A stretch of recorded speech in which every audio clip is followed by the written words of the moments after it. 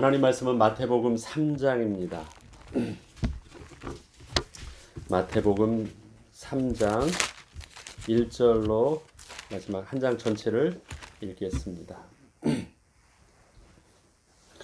그때 세례 요한이 이르러 유대 광야에서 전파하여 말하되 회개하라 천국이 가까이 왔느니라 하였으니 그는 선지자 이사야를 통하여 말씀하신 자라 일러스되 광야에 외치는 자의 소리가 있어 이르되 너희는 주의 길을 준비하라 그가 오실 길을 곧게 하라 하였느니라.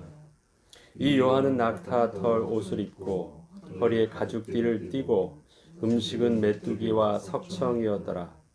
이때 예루살렘과 온 유대와 요단강 사방에서 다 그에게 나와 자기들의 죄를 자복하고 요단강에서 그에게 세례를 받더니 요한이 많은 바리새인들과 사두개인들이 세례 베푸는 대로 오는 것을 보고 이르되 독사의 자식들아 누가 너희를 가르쳐 임박한 진노를 피하라 하더냐. 그러므로 회개에 합당한 열매를 맺고 속으로 아브라함이 우리 조상이라고 생각하지 말라. 내가 너희에게 이르노니 하나님이 능히 이 돌들로도 아브라함의 자손이 되게 하시리라. 이미 도끼가 나무 뿌리에 놓였으니 좋은 열매를 맺지 아니하는 나무마다 찍혀 불에 던져지리라.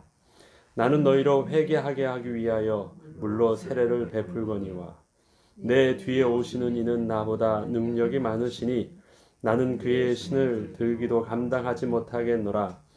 그는 성령과 불로 너희에게 세례를 베푸실 것이요 손에 키를 들고 자기의 타작 마당을 정하게 하사 알곡은 모아 곡간에 들이고 쭉정이는 꺼지지 않는 불에 태우시리라. 이때 예수께서 갈릴리로부터 요단강에 이르러 요한에게 세례를 받으려 하시니 요한이 말려 이르되 내가 당신에게서 세례를 받아야 할 터인데 당신이 내게로 오시니나이까. 예수께서 대답하여 이르시되 이제 허락하라. 우리가 이와 같이 하여 모든 의를 이루는 것이 합당하니라 하시니 이에 요한이 허락하는지라.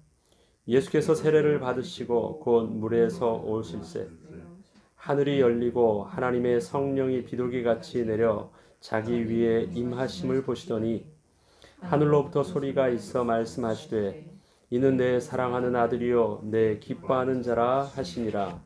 아멘.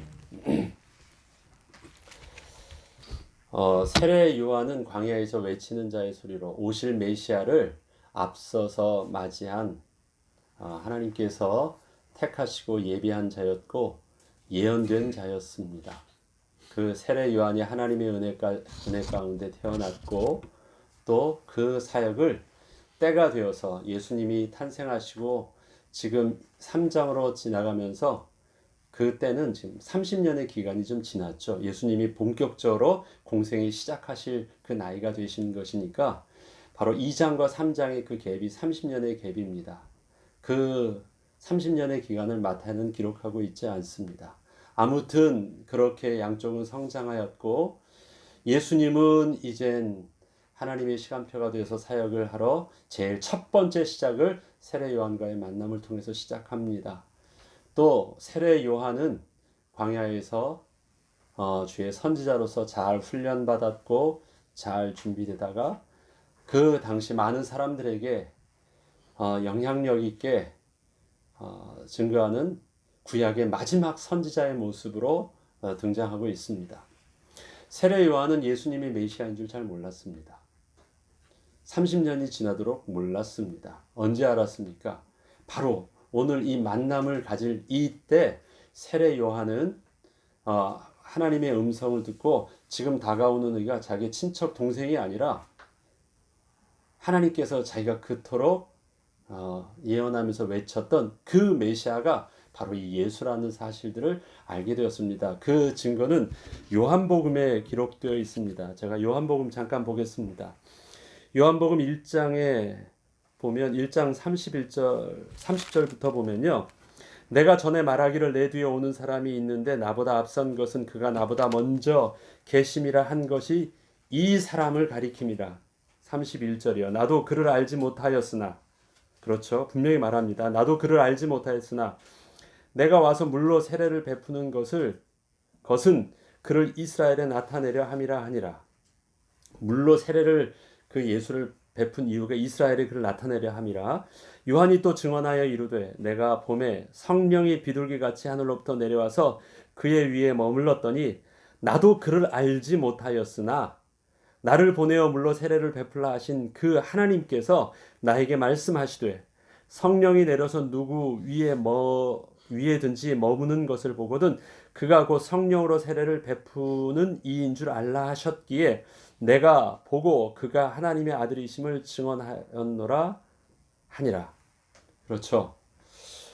그렇게 하고 이제 마태복음은 이 내용은 기록되어 있지 않지만 바로 그 세례 요한과 또 예수님 간에 일어난 만남을 마태복음 시각에서 지금 마태복음 기록한 거고요.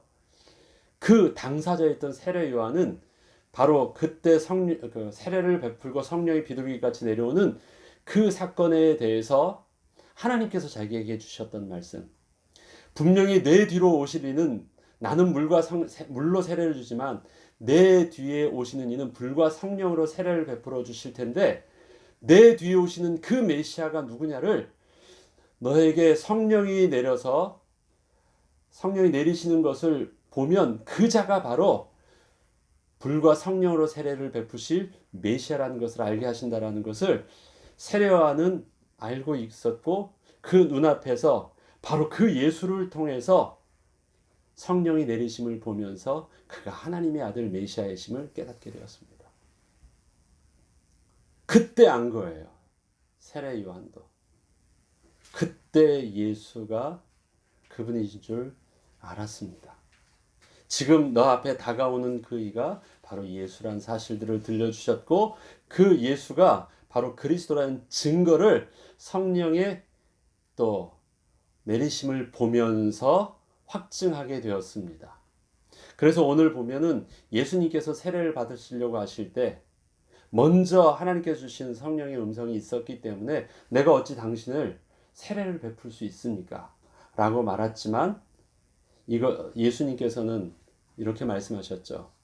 세례를 받는 것이 합당한데 왜냐? 그것을 통해서 하나님의 의의를 이루시는 일이시기 때문에 물로 세례를 받는 것을 합당하게 여기시고 받으셨습니다. 그리고 그것에 순종해서 또 세례 요한도 세례를 베풀었습니다. 그렇다면 오늘 마태복음 3장을 통해서 세례 요한을 통해서 또 이루신 하나님의 또 구원의 섭리, 하나님의 구원의 시간표 속에서 세례 요한이 했었던 역할은 정확하게 무엇일까요? 분명히 세례 요한은 광야에서 외치는 자라고 하고 예수 그리스도를 오실 메시아를 앞서서 예비한 자였습니다. 그러면 그를 통해서 예수께서 그리스도 되심이 증거되었죠. 그런데 엄밀히 따지면 또 사실 세례 요한이 나중에 보면요. 그가 죽을 때 당신이 그리스도 맞습니까? 라고 묻거든요. 그러면 그는 아직도 지금 이 상황 속에서는 정확하게 잘 모릅니다. 성령의 인도하심 속에서 마치 베드로가 주는 그리스도시요 살아계신 하나님의 아들이심을 고백하였었지만 사실 그 고백할 그때에도 예수님께서는 분명히 말씀하셨거든요. 이것을 내게 알게 한 이는 네가 아니라 성령 하나님이심을 분명히 알게 했습니다. 그래서 자기의 전 인격적으로 예수를 주로 시인하고 고백하고 확인하기까지는요. 예수의 부활하심을 체험할 때까지였어요. 체험하시고 나서 그가 드디어 예수를 그리스도로 확실하게 깨닫게 되었습니다. 지금 그 세례 요한의 이 모습 안에서 예수님과 지금 만났을 때에도 바로 그 예수를 하나님의 아들로 인정하고 지금 그를 통해서 세례를 주면서 서로 고백하지만 세례 요한은 정확하게 예수의 그리스도 되심을 아직은 잘 몰랐던 것 같습니다. 이제 나중에 그가 예수님께 하는 정황을 봐서 드리는 말씀입니다. 그렇다면 지금 세례 요한이 이 3장을 통해서 하는 자기의 실질적인 그 역할은 무엇이었습니까? 세례 요한은 구약 율법의 마지막 선지자입니다. 구약 율법, 구약의 선지자 중에서 그 정통성 있게 가장 올바르게 선지자의 모습으로 드러나 있는, 그 당시에 많은 사람들도 인정할 만한 구약의 선지자의 마지막 대표자였습니다. 그를 통해서 그가 사람들에게 할 수 있는 것은 세례를 베푸는 것이었습니다. 근데 단순한 세례가 아니라 그를 통해서 바로 회개의 세례를 베풀게 하였습니다. 그는 회개의 세례를 베풀기 위해서 외쳤던 정확한 메시지가 있었는데, 회개하라 천국이 가까운 날이었습니다. 그리고 오실 메시아를 준비하라고 했습니다. 그들에게서 하나님 나라는 어떤 나라였습니까? 이스라엘 백성들에게 있어서의 정체성은 하나님의 언약에 근거한 것입니다. 하나님의 언약은 율법의 말씀의 모든 근간, 마치 대한민국의 헌법 1조 이렇게 시작하잖아요. 대한민국은 민주공화국이다. 헌법이죠. 모든 대한민국의 주권은 국민에게 있고 모든 권력은 국민으로부터 나온다. 이렇게 나와 있더라고요. 그것이 대한민국의 국가의 정체성을 말하듯이, 또 이스라엘 백성의 딱 정체성은 어디 있습니까? 하나님께서 이스라엘 백성에게 주셨던 신해산 언약입니다. 나는 너의 하나님이 되고 너희는 나의 백성이 될지라. 그 하나님의 왕권을 정통성 있게 기름 부어서 리더십을 다 행하게 하였지만, 실질적으로 그 왕국을 이루어서 그 하나님의 주권들을 통치하게 하셨던 그 대표가 바로 다윗 왕이었습니다. 그래서 다윗 왕을 통해서 허락하였던 그 하나님 나라의 그 왕권의 정통성, 그래서 하나님으로부터 부여받은 그 정통성 있는 그 왕권을 가지고 이스라엘 백성은 통치되었고, 이스라엘 나라는 그렇게 부강하였던 것입니다. 그 나라를 잊어버렸을 때 또 하나님의 언약을 기억하면서 다시 다윗에게 주셨던 하나님의 통치가 다시 또 기억합니다. 하나님께서는 다윗의 등불을 끄지 않는다라는 약속하셨거든요. 그래서 그들이 늘 고대한 것이 바로 다윗의 별이었습니다. 다시 회복할 메시아, 그래서 다시 이 땅을 회복할 하나님 나라의 왕권을 회복하고 통치하시기 위해서 보내실 메시아.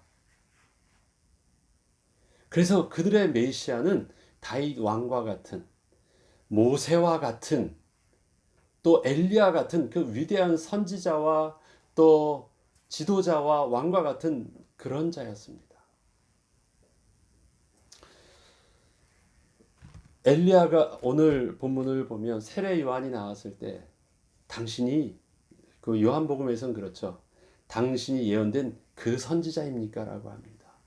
그런데 그 선지자가 나는 아니라고 말합니다. 그 메시아가 아니라는 거예요. 그리고 나는 오실 메시아를 앞에서 얘기하는 외치는 자의 소리일 뿐이다 라고 얘기합니다. 그리고 그가 하는 것이 있습니다. 이제 하나님 백성이 되고 또 하나님이 통치하는 이 나라가 회복하기 위해서 주님이 메시아를 보내셔서 하나님의 통치를 시작할 텐데, 너희가 그 메시아를 맞을 준비가 됐느냐? 너희가 그 하나님의 아들을 맞을 준비가 되었느냐? 그거예요. 그러면 그 하나님을 맞으려면 어떻게 해야 돼요? 이스라엘 백성들이 하나님의 백성으로 준비되어지고 하나님의 은혜를 받으며 하나님 앞에 서기 위해서 요구되어졌던 율법은 무엇이었습니까? 정결해야 되고 거룩하게 돼야 되고 하나님 앞에 예배하기에 합당해야 되거든요. 하나님을 맞이하기에 합당해야 되거든요. 그 회개에 합당하게 회개하라고 하고요. 그 다음에 합당한 열매를 맺으라고 해요. 그러면 저들에게 있어서 그 하나님 앞에 서기 위해서 죄사함을 받는다라는 것은 그 사함의 기준은 어디에 기준을 둔 것입니까? 율법의 기준을 둔 거예요. 율법에서 요구하는 하나님의 의를 온전히 이루라는 것입니다. 그럼 저들이 생각할 수 있는 그 죄의 의식이 있겠죠.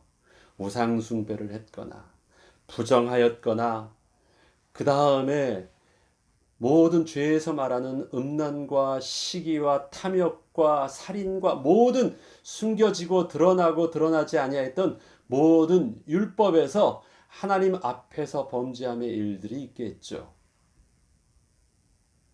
그런 모든 것을 따지려고 보면 저들은 사람들 앞에서는 아닌 척하지만 하나님의 그 율법에서 자유로운 자가 하나도 없었을 것입니다.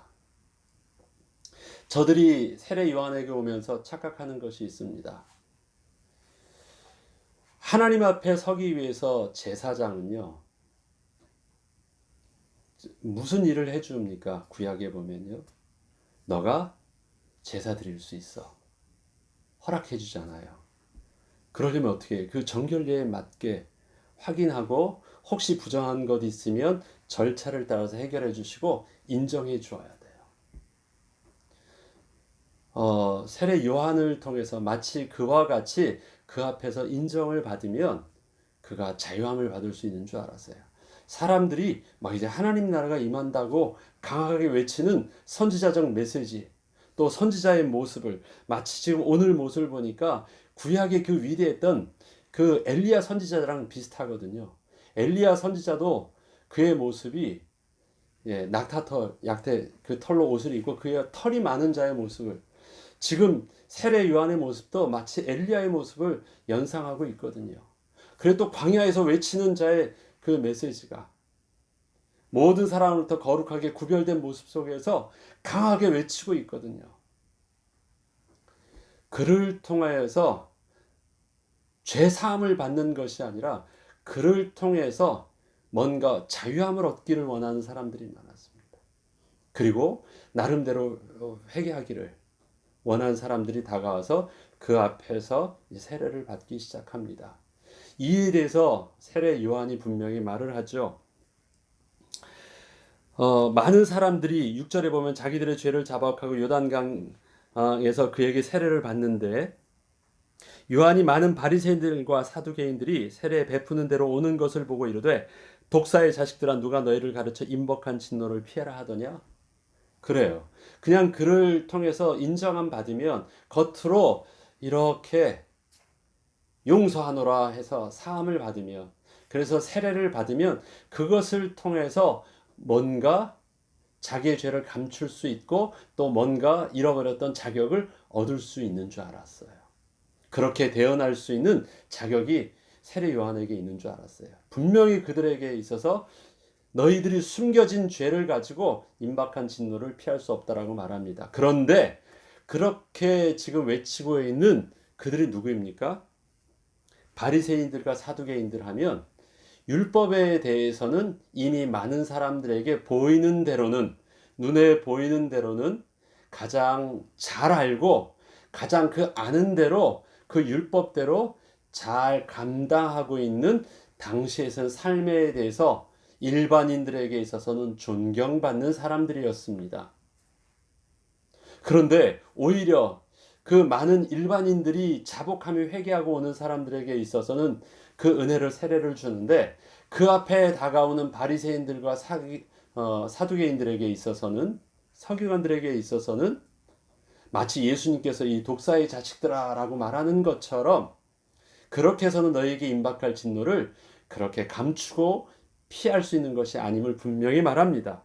그리고 속으로 아브라함이 우리 조상이라고 생각하지 말라. 내가 너희에게 이르노니 하나님이 능히 이 돌들로도 아브라함의 자손이 되게 하시리라.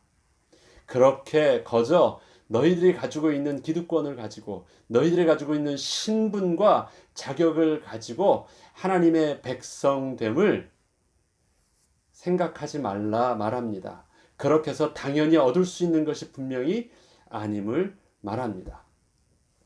그리고 도끼가 나무의 뿌리에 이미 나무 뿌리에 놓였으니 좋은 열매를 맺지 아니하는 나무마다 지켜 불에 던져지라. 메시아가 이 땅에 오시면 어떤 모습으로 오신다는 거예요? 이제는 심판주의 모습으로 옵니다. 그 심판주의 모습으로 오셔서 분명히 구분할 거예요. 열매 맺지 않은 나무와 열매 맺는 나무를 통해서 참과 거짓을 구분할 것입니다. 또 불을 내어서 불에 타지 않는 것과 불에 타는 것을 구분할 것입니다. 또 타작마당에 키를 들고 그 안에다가 곡식을 넣습니다. 그러면 그 알곡이 찬 곡식과 그 다음에 알곡이 차지 않은 껍데기는 분명히 겉으로 볼 때는 똑같아 보이지만 키로 계속 해보면 어떻게 됩니까? 무거운 곡식이 찬 것은 남고 그 다음에 쭉정이는 껍데기 있는 것은 다 구분되어질 것입니다. 하나님께서 오시면 지금 너희는 사람들 앞에서는 그 율법의 옷을 입고 거룩한 쪽 숨기고 너희가 하나님의 백성이라고 자신감 있게 말을 하지만 진짜 거룩하신 하나님이 오시면 참과 거짓은 의와 불의는 깨끗함과 부정함은 구분되어질 것이고 하나님의 백성과 그 다음에 본질상 진노의 자녀의 구분은 분명히 이루어질 것이다. 그것은 감출 수 있는 것이 아니고 그것은 너희들이 있는 자격의 옷을 입었다는 것을 가지고 해결할 문제가 아니라 그것은 진짜다. 그 하나님 앞에서는 너희들의 모든 옷을 발가벗은 모습으로 거룩하신 하나님 앞에 서게 될 것이다. 그때 부정한 자는 임박한 진노에서 피할 수 없을 것이고 그때 하나님의 백성은 하나님의 약속하신 대로 거룩하신 하나님 나라의 백성으로 서게 될 것이다. 외칩니다. 그리고 나는 지금 물로 세례를 주지만 11절에 나는 너희로 회개하게 하기 위하여 물로 세례를 베풀거니와 회개한 자에게 세례를 베풀므로 인정해 주는 절차가 아니래요. 세례는. 사람들은 착각하는 것이 있습니다. 세례가 그 앞선 선지자, 존경받는 선지자를 통해서 하나님의 대리인 그를 통해서 그가 인정해 주면 하나님도 인정해 주는 그런 착각을 합니다. 그것이 아니래요. 나는 너희에게 회개하게 하기 위하여 물로 세례를 준대요. 회개하게 하기 위하여 물로 세례를 준다. 그러면 세례를 통해서 그 다음에 해야 될 절차가 뭐예요? 진짜 회개해야 돼요. 뭐예요? 그 다음에 진짜 돌아서야 돼요. 진짜 하나님의 거룩함을 만족할 수 있는 어떠한 일들이 그 다음에 벌어져야 돼요. 다 끝나면 인정하는 도장을 찍는 것이 세례가 아니라 세례를 통해서 이젠 그 기준에 맞도록 세례의 기준에 맞도록 회개해야 돼요. 근데 세례를 할 때 그 세례의 기준은 무엇입니까? 물의 기준이에요. 물은 뭔데요? 깨끗하게 하는 것이잖아요. 깨끗한 물로 깨끗하게 씻는 것이에요. 그러면 기준이 뭐예요? 물과 같은 깨끗함이겠죠. 그 물과 같은 깨끗함은 무엇입니까? 바로 율법이에요. 율법의 기준을 가지고 너희들이 깨끗할 수 있느냐? 그거를 저들에게 줍니다. 그래서 물로 세례를 주는 것은 너희들이 율법의 기준에 온전한가? 율법의 기준에 너희가 온전하다면 하나님이 앞에 너희가 온전히 설 수 있을 것이다 라고 말해주는 것입니다. 그래서 세례를 통해서 많은 사람들이 다가오는 것은 세례를 통해서 깨끗해지는 것이 아니라 내가 바로 율법의 온전한 기준 앞에 서겠습니다라는 거예요. 그리고 자복하고 그 율법의 기준 앞에서 자기가 온전해지기를 돌이키기 시작합니다. 그런데 어떨 수 있습니까? 저들이 그 율법의 기준을 붙잡았는데 실질적으로 그 율법의 요구에 만족할 수 있는 사람들이 있습니까? 그래서 세례 요한이 말하는 것이에요. 나는 물로 세례를 불고니와 내 뒤에 오시는 이 나보다 능력이 많으시니 나는 그의 신을 들기도 감당하지 못하겠느라. 그는 성령과 불로 너에게 세례를 베푸실 것이다. 나는 너에게 물로 세례를 베풀어서 회개할 수 있도록 도와주는데 그는 성령과 불로 오셔서 어떻게 하십니까? 온전히 너희의 회개가 될 수 있도록 이끌어 주신대요. 불하면 뭘까요? 불은 죽음입니다. 다 태우는 것이에요. 그의 온전함이 정금과 같이 온전하지 않으면 다 없어지는 것입니다. 하나님의 불 앞에서 견딜 수 있는 자. 그 다음에 성령은 무엇입니까? 바로 생명입니다. 부활하심이잖아요. 성령의 능력으로 예수 그리스도께서 부활하십니다. 많은 사람들이 그러면 율법을 통해서 할 수 있는 것은 그것을 붙잡으면 될 줄 알았는데 그것이 거룩하신 하나님의 불 앞에서 어떻게 해요? 다 소멸되었습니다. 율법의 저주는 그렇게 다 소멸되어집니다. 그리고 어떻게 돼요? 생명의 성령께서 부활하심으로 새 생명을 얻게 하십니다. 이 일들을 내 뒤에 오시는 이가 행하신대요. 그리고 그 일들을 누군지는 몰랐는데 분명히 이 일들이 너희들은 속일 수 없을 정도로 분명히 구체적으로 내 뒤에 오신 이가 손에 키를 들고 타작마당에서 분명히 그 일들을 이루신대요. 그래서 내 뒤에 오시는 이를 붙잡지 아니하면 하나님의 불의 심판 앞에서 살 자가 없고 또 그 심판 앞에서 너희가 정말 하나님의 백성 되기 위해서는 성령의 능력으로 새 생명을 얻지 않으면 안 되는 그 비밀들을 너희들이 보게 될 것이라고 말합니다. 뒤에 잠깐 보죠. 마태복음 시작이 바로 이 오늘 세례 요한을 만남의 시작인데 그 마태복음 마지막 장 27장에 보면 예수님께서 십자가에 죽으시는 사건이 잠깐 나옵니다. 예수님께서 십자가에 죽으실 때요. 27장 51절부터 보면요. 예수님께서 죽으실 때 이에 성소 휘장이 위로부터 아래까지 찢어져 둘이 되고 땅이 진동하며 바위가 터지고 무덤들이 열리며 자던 성도의 몸이 많이 일어나되 예수의 부활 후에 그들의 무덤에서 나와서 거룩한 성에 들어가 많은 사람에게 보이니라. 백부장과 및 함께 예수를 지키던 자들이 지진과 그 일어난 일들을 보고 심히 두려워하여 이르되 이는 진실로 하나님의 아들이었도다 하더라. 지금 처음도 어떻습니까? 세례를 받을 때 하늘이 열리고 하늘이 진동하면서 하나님의 음성이 들고 그가 내 사랑하는 종이라 말했거든요. 그런데 그것을 눈치챈 자는 사실은 세례 요한이었습니다. 그런데 다른 사람들은 몰랐어요. 세례 요한이 세례를 줍니다. 안 주려고 했는데 예수님께서 세례를 이루면서 뭐라고 말씀하시냐면 예수께서 15절에 3장 15절에 예수께서 대답하여 이르시되 이제 허락하라 우리가 이와 같이 하여 모든 의를 이루는 것이 합당하니라고 할 때 모든 의를 이루기 위해서 세례를 허락하래요. 그러면 하나님의 모든 의를 허락하는 그 세례 그게 어떤 세례를 말합니까? 예수님은 죄가 없으시기 때문에 세례를 받지 않으셔도 됩니다라고 표현합니다. 당신은 메시아이기 때문에 하나님의 아들이시기 때문에 필요 없는데 왜 이 세례를 저한테 받으려고 하십니까? 세례는 율법에 대한 요구를 하는 것이 세례인데 물로 세례를 받는데 당신은 율법의 요구하고 상관이 없는 분 아니십니까? 라고 말씀하실 때 하나님의 의를 이루시려고 하신다고 하십니다. 하나님의 공의는 뭐예요? 의라는 것은 법에 맞는다라는 기준이었잖아요.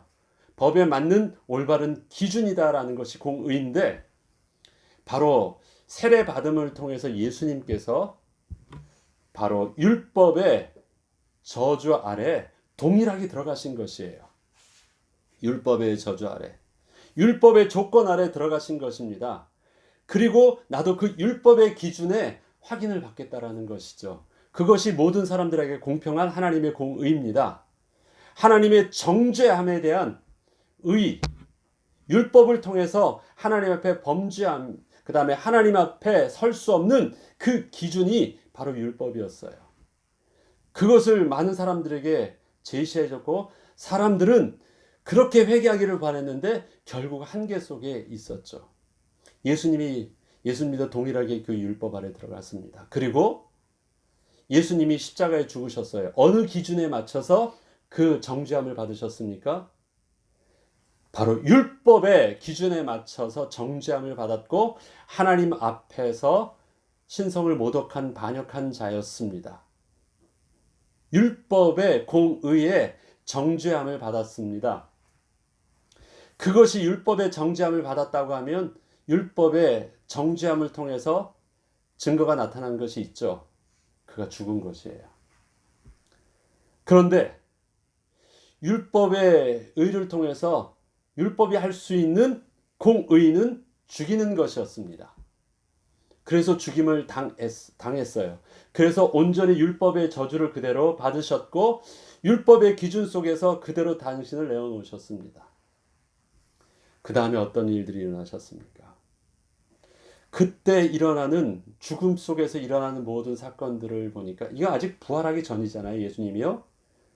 부활하기 전인데 그 앞에서 잠자는 성도들이 미리 막 일어났고 하늘이 진동하고 땅이 천지가 개벽하고 있는 많은 모습들, 성소의 휘장이 위로부터 아래 찢기는 모습을 보면서 백부장과 많은 사람들은 그가 하나님의 아들이셨음을 느끼기 시작했습니다. 깨닫기 시작했습니다. 그런데 그 느낌과 그 깨달음은 실질적으로 부활의 증거를 통해서 드러나셨고 하나님의 아들 되심이 증거되셨고 율법의 모든 저주가 그 그리스도를 통해서 다 해결함 받음을 부활을 통해서 증거해 주셨습니다. 예수를 죽은 자 가운데서 살리신 하나님의 성령이 너희 몸도 우리도 모든 죽음에서 살리실 것을 믿은 것이 사도 바울의 고백이었고 로마서를 통한 사도 바울의 고백이었습니다.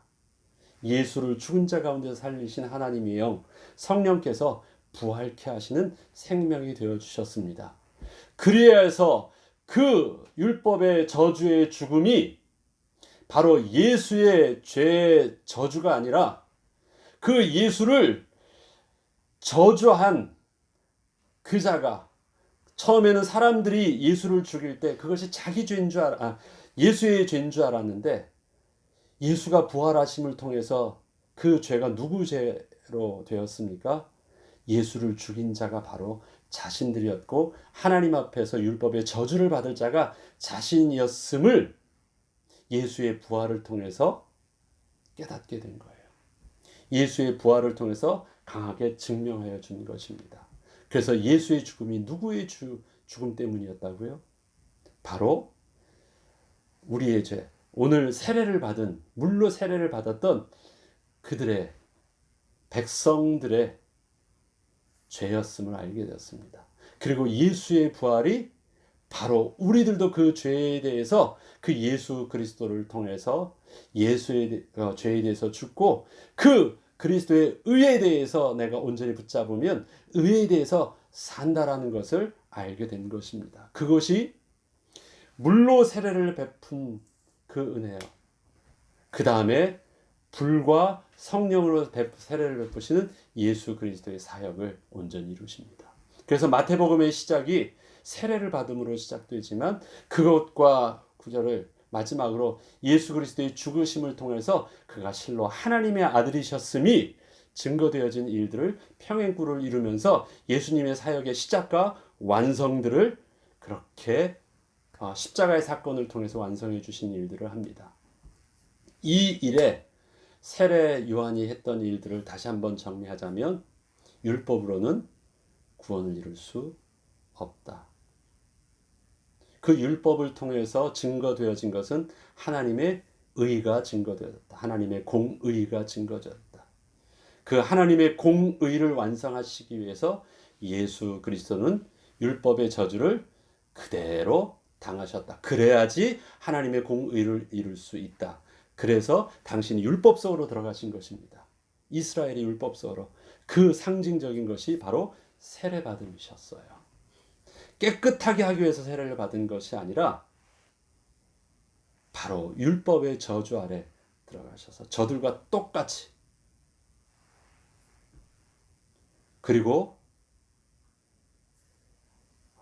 율법으로 죄에 대해서 죽고 그 다음에 하나님의 의로 그는 불과 성령으로 인하여 모든 죄는 다 태워 없어지고 생명의 은혜로 부활하심으로 하나님의 모든 율법을 공의로 완성시켜 주셨습니다.